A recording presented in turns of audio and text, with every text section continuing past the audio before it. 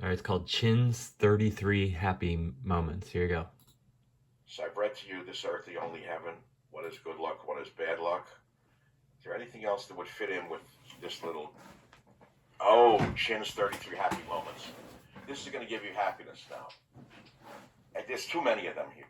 And it's about two guys in an ancient century. I don't know what century it was.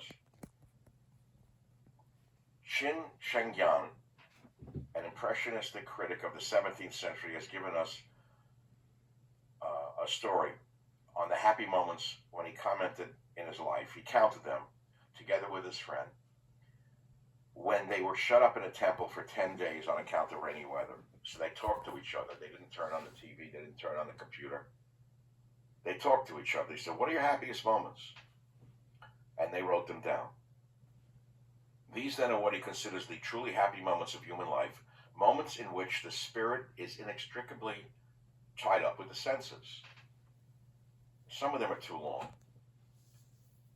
And I mean, some of them are beautiful. It's just like cutting a watermelon. Here's a nice one.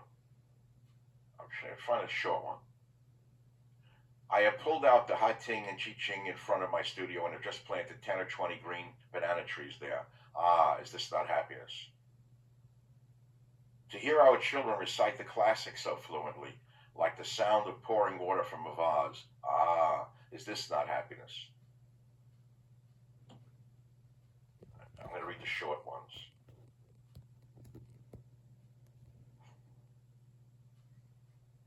I wake up in the morning and seem to hear someone in the house sighing and saying that last night someone died. I immediately ask to find out who it is and learn that it is the sharpest, most calculating fellow in town. Ah, is this not happiness? I get up early on a summer morning and see people sawing a large bamboo pole under a mat shed to be used as a water pipe. Ah, is this not happiness? It's beautiful stuff, right? Where's the watermelon one? I am drinking on a winter's night and suddenly note that the night has turned extremely cold. I push open the window and see that snowflakes come down the size of a palm, and there are already 3 or 4 inches of snow on the ground. Ah, is this not happiness? You get the beauty of this? These two Chinese poets they had nothing to do. They were locked in a temple during a rainstorm for a number of days, and they told each other what their happiest moments were. Well, here they are. Here's the one I always remember. To cut with a sharp knife a bright green watermelon on a big scarlet plate of a summer afternoon. Ah, is this not happiness? To keep 3 or 4 spots of eczema in a private part of my body, and now and then to scald or bathe it with hot water behind closed doors. It's not happiness. These guys are crazy. I love it.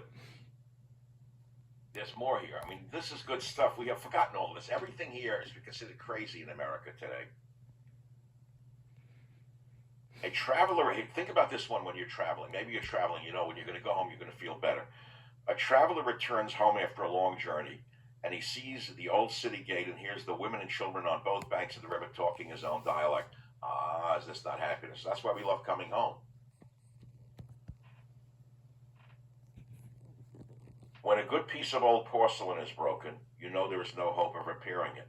The more you turn it about and look at it, the more you are exasperated. I then hand it to the cook, asking him to use it as any old vessel, and give orders that he shall never let that broken porcelain bowl come within my sight again. Ah, is this not happiness? You have to understand. You have to have a sentiment to understand all of this.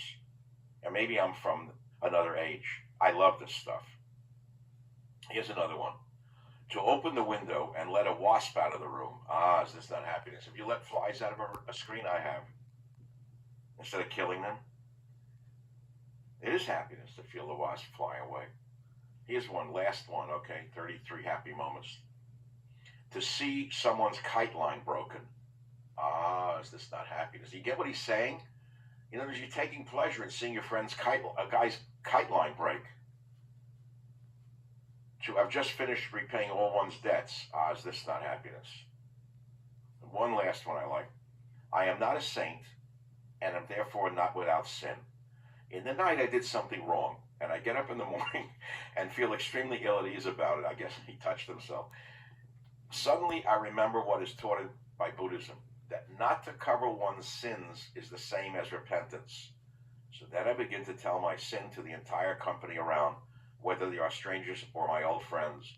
Ah, is this not happiness? Well, I hope you've enjoyed me reading some civilization to you, maybe a civilization of another time that doesn't exist anymore, especially in these angry, warlike, hateful times that we are living in. I think that going back to simpler times, were they ever really simpler?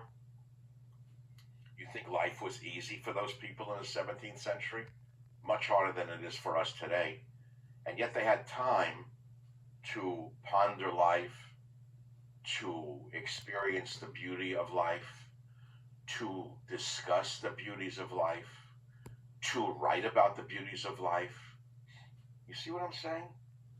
And to me, I'm very happy that I was able to share this with you today on this Christmas morning, really, it is for me.